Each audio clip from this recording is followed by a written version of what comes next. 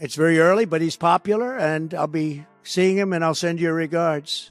But I actually think he's very nice. I think he ran a great race. He did very well. Our relationship with the United States has been the cornerstone of our security and our prosperity. Trump's latest bombshell about Keir Starmer has left British politics in shock. The former US president's surprising endorsement of the Labour leader has sent ripples through Westminster, leaving both supporters and critics scrambling to make sense of this unexpected twist. But what does Trump's seal of approval really mean for Starmer's political future? As we unpack the implications of this startling development, we'll reveal how this could be the beginning of the end for Starmer's carefully crafted public image. Before we move on, I'd like to ask you a small favor. If you appreciate this content, please take a second to like this video and subscribe to the channel. Over 98% of you watch the videos without subscribing. It costs you nothing, but it makes a huge difference to us. So, did you click the subscribe button? Great. Thank you so much. Now, back to the video. In a stunning turn of events, Donald Trump's recent interview has sent shockwaves through British politics. The former US president, known for his controversial statements, dropped a political bombshell by unexpectedly endorsing Keir Starmer, the leader of the UK's Labour Party.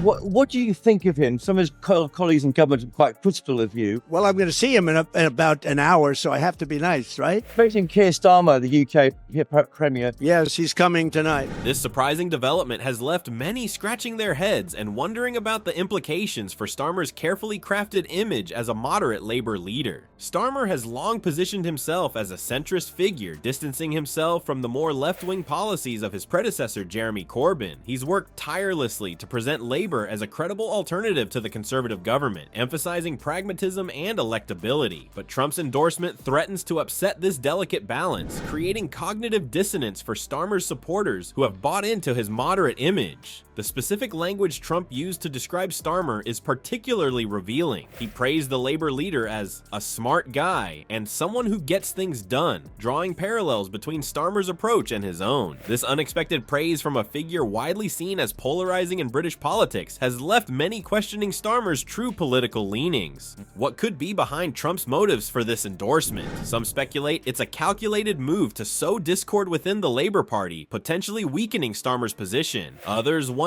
if Trump sees genuine similarities between his own political style and Starmer's pragmatic approach. Regardless of the motivation, the endorsement has undoubtedly put Starmer in a difficult position. It's very early, but he's popular, and I'll be seeing him, and I'll send you regards.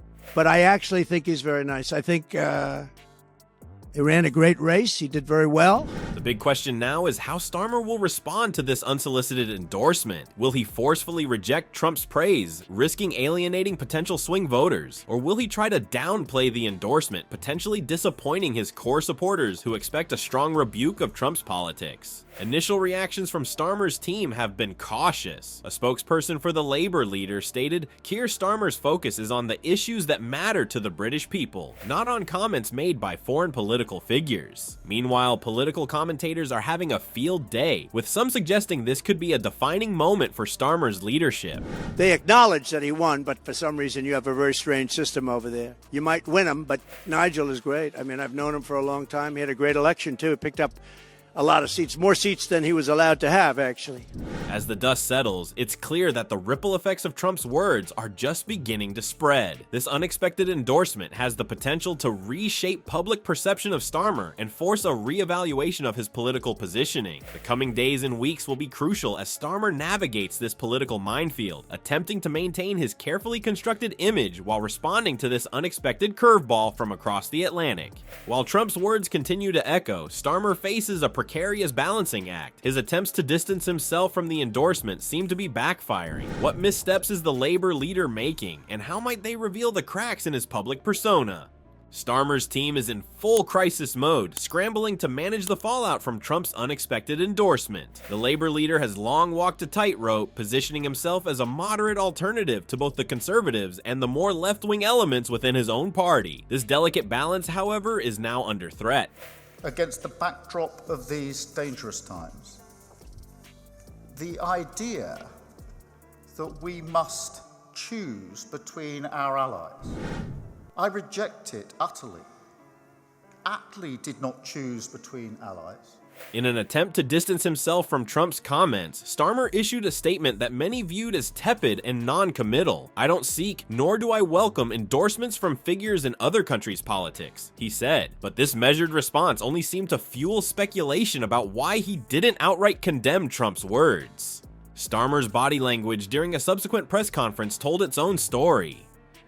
Visibly uncomfortable, he shifted from foot to foot and avoided direct eye contact when pressed on the issue. His usual confident demeanor was nowhere to be seen, replaced by a nervous energy that betrayed his inner turmoil. Social media exploded with reactions. The hashtag Starmer-Trump Alliance began trending, with users sharing memes and posts questioning Starmer's true political leanings. One viral tweet read, "If Trump likes Starmer, what does that say about Labor's new direction?" The incident has reignited debates about Starmer's authenticity and political convictions. As pressure mounts, many are wondering if this incident will force a shift in Starmer's policy positions. Will he feel compelled to take a harder stance on issues to prove he's not the centrist Trump seems to believe he is? Or will he double down on his moderate approach, risking further alienation from his base? In a move that has only added fuel to the fire, Starmer made a key policy decision that directly contradicts his earlier promises. After months of pledging to protect workers' rights, he announced a more business-friendly approach to labor laws, citing the need for economic growth. This abrupt U-turn has left many supporters feeling betrayed and questioning his integrity.